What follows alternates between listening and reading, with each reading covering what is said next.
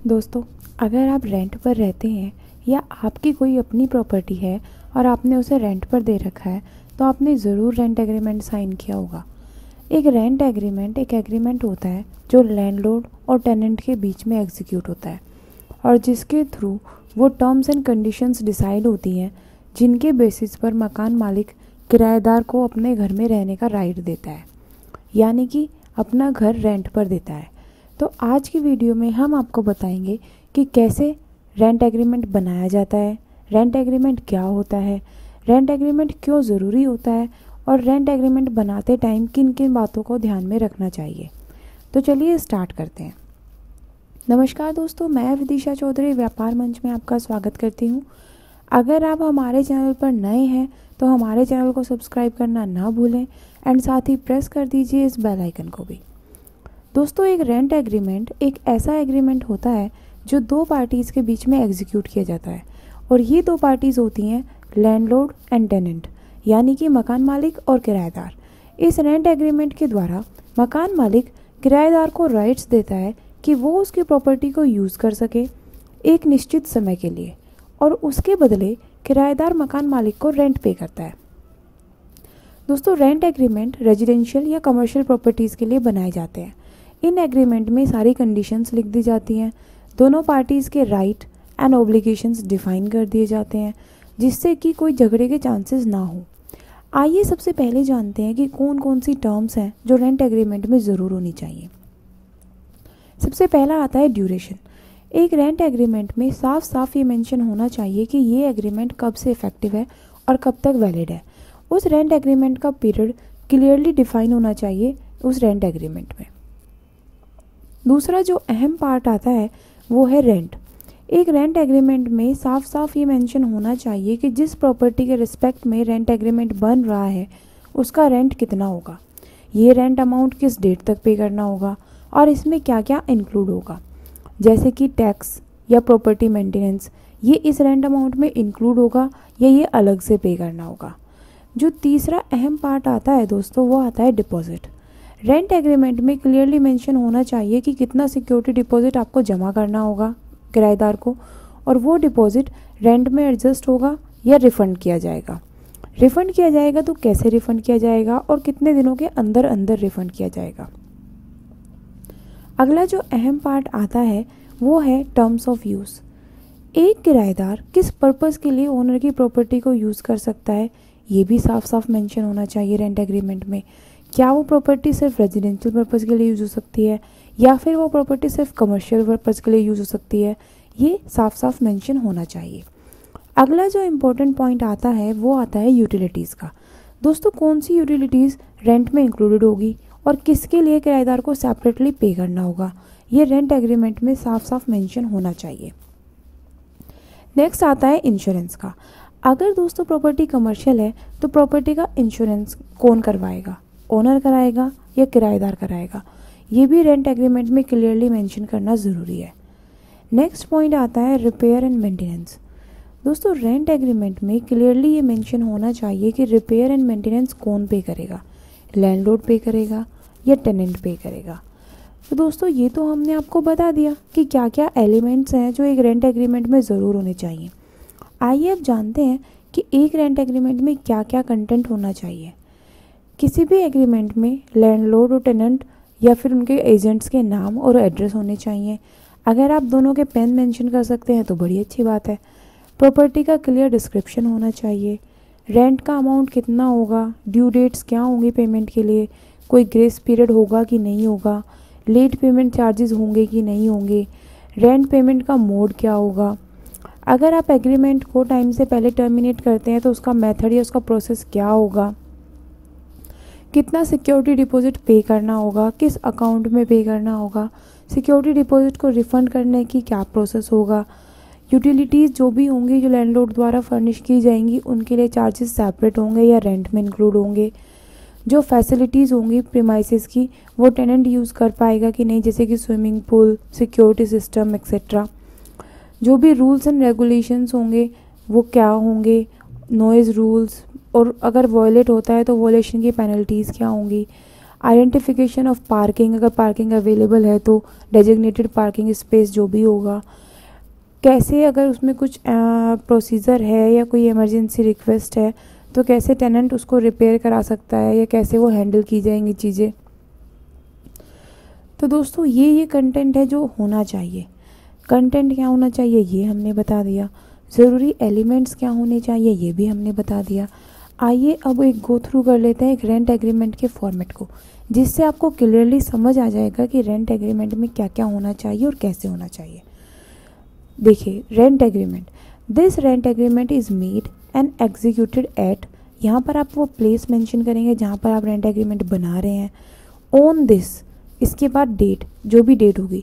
Suppose करो कि आपका दिल्ली में बना है और आज की डेट में ही बना है तो होगा this rent agreement is made and executed at New Delhi on this 26 March 2019 by and between, जो आपकी फर्स्ट पार्टी होगी यानी कि जो प्रॉपर्टी का ओनर होगा, मिस्टर या Mrs so and so, son of या डॉटर ऑफ या वाइफ ऑफ जो भी है वो मेंशन करिए, रेजिडेंट ऑफ इसमें एड्रेस मेंशन करिए, हैविंग पैन यहाँ पर पैन नंबर मेंशन करिए, here in after call the first party slash owner and mister या मिसेस सो एंड सो, सन या डॉटर या wife of so and so, resident of so and so, having pan number so and so, hereinafter call the second party और tenant.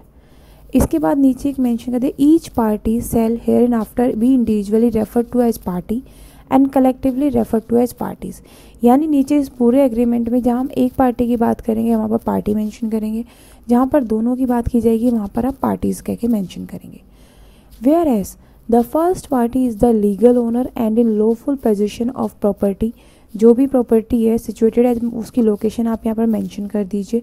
Hair and after refer to as the demised premises and where the second party has approached the first party for taking the said premises on rent and first party has agreed to let out the said premises to the second party on the terms and conditions agreed upon by the parties hereto। यानी कि हम यहाँ पर कह रहे हैं कि जो पहली पार्टी है वो जो प्रॉपर्टी की लोकेशन है वो मेंशन करते हुए कि ये इस प्रॉपर्टी के लीगल ओनर हैं, इनके पास इस प्रॉपर्टी का लॉफुल पोजीशन है, और जो हमारी सेकंड पार्टी यानी जो टेनेंट है उसने इनको अप्रोच किया है इस प्रीमाइसेस को रेंट पर लेने के लिए, और दोनों पार्टीज़ में जो सहमति बनी है वो इन टर्म्स एंड कंडीशंस के बेसिस पर बनी है जो आगे इस एग्रीमेंट में मेंशन है। तो पहली पार्टी जो है वो रेंट पर देने को तैयार है और दूसरी पार्टी जो है वो रेंट पर लेने को तैयार है on the basis of these terms and conditions जो हम यहाँ पर मेंशन करेंगे। Now therefore it is hereby agreed by and between the parties as follows।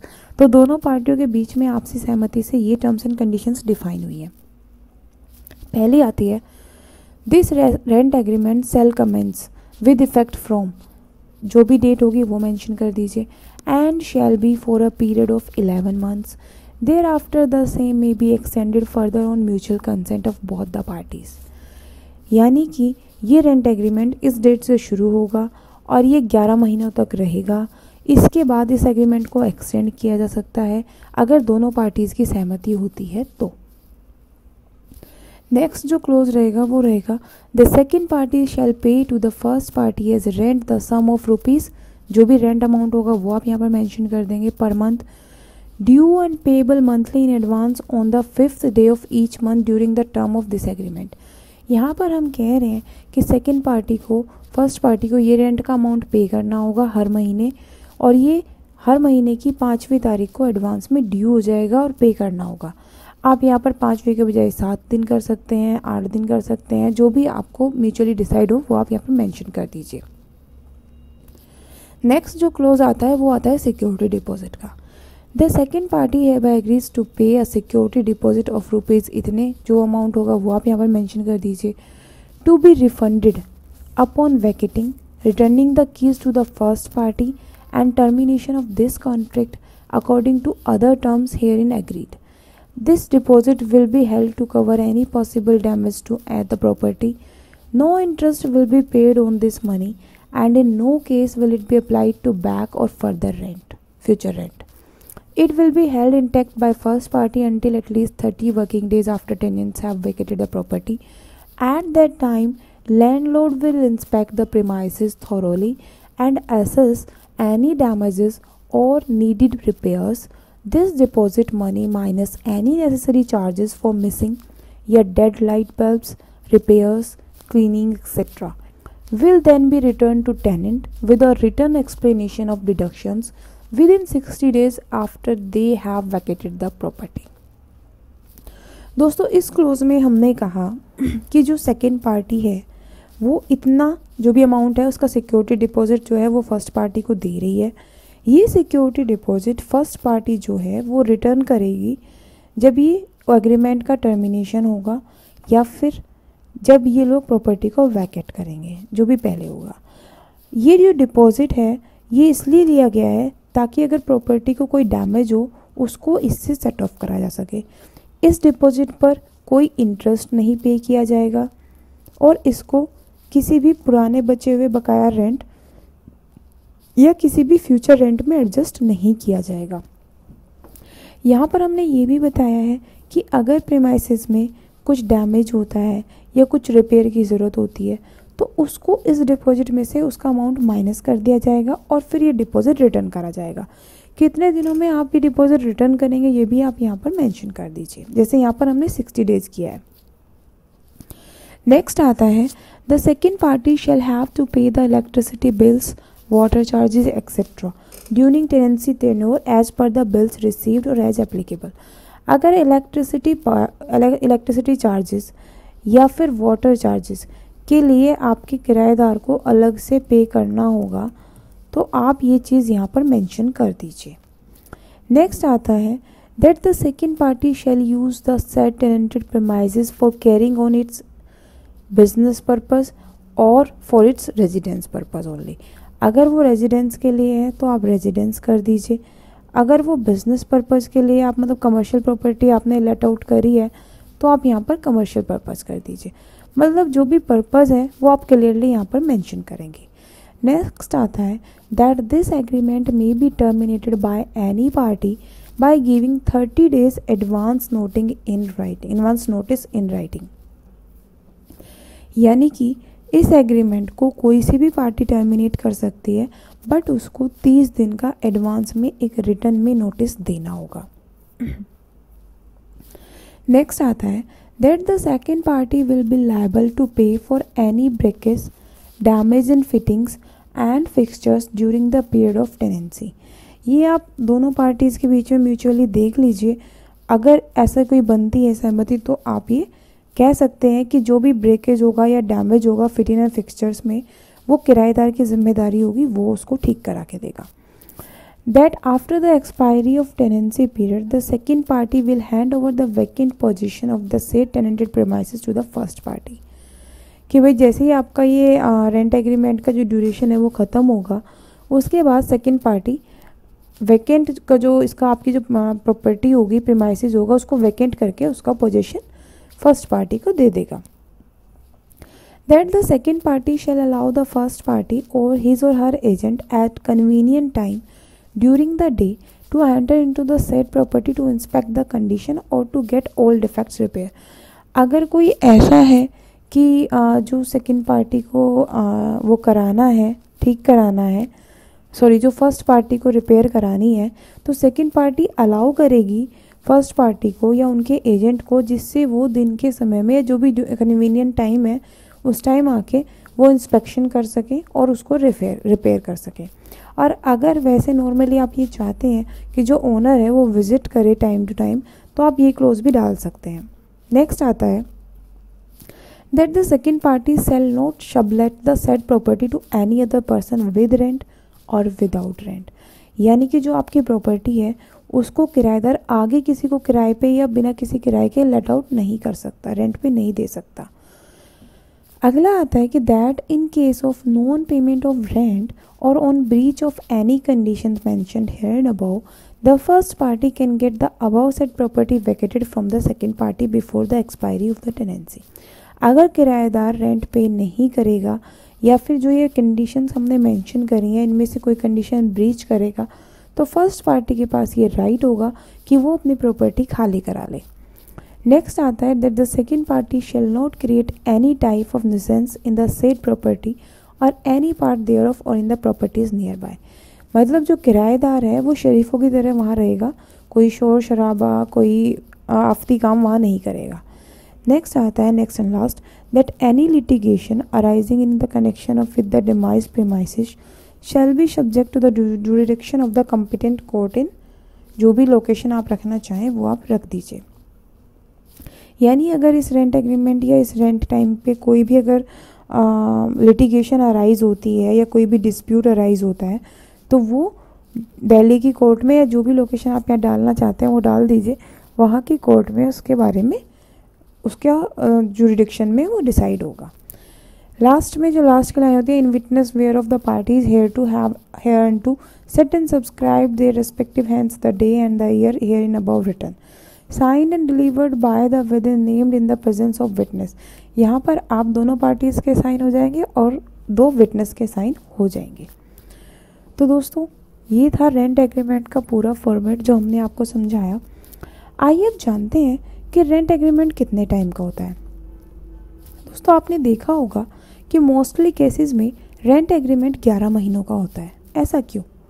चलिए हम बताते हैं। As per the registration act जो है इंडिया का, वो उसका क्लोज डी सबसेक्शन 1 कहता है कि वो प्रॉपर्टी जो 1 साल या उससे ज़्यादा टाइम के लिए लीज आउट की गई है उसका रजिस्ट्रेशन मैंडेटरी है। तो दोस्तों रजिस्ट्रेशन के टाइम में लगने वाली फ़ीस यानी स्टैम्प ड्यूटी, उसको बचाने के लिए रेंट एग्रीमेंट को लोग 11 महीनों का बनाते हैं, क्योंकि अगर वो 12 महीने का हो गया तो उसका रजिस्ट्रेशन मैंडेटरी हो जाएगा। रजिस्ट्रेशन कराने के लिए आपको स्टैम्प ड्यूटी पे करनी होगी, इसीलिए लोग जनरली रेंट एग्रीमेंट 11 महीनों का बनाते हैं। तो दोस्तों ये हमने आपको बताया कि रेंट एग्रीमेंट क्या होता है, कैसे बनाया जाता है, क्या क्या इम्पोर्टेंट टर्म्स हैं रेंट एग्रीमेंट की और उसकी ड्यूरेशन कितनी होती है। उम्मीद करते हैं कि आपको हमारी आज की वीडियो पसंद आई होगी, तो ज़्यादा से ज़्यादा इस वीडियो को लाइक एंड शेयर करिए। एंड हाँ, अगर आपने अभी तक हमारे चैनल को सब्सक्राइब नहीं किया है तो जल्दी से सब्सक्राइब कर दीजिए। Thank you.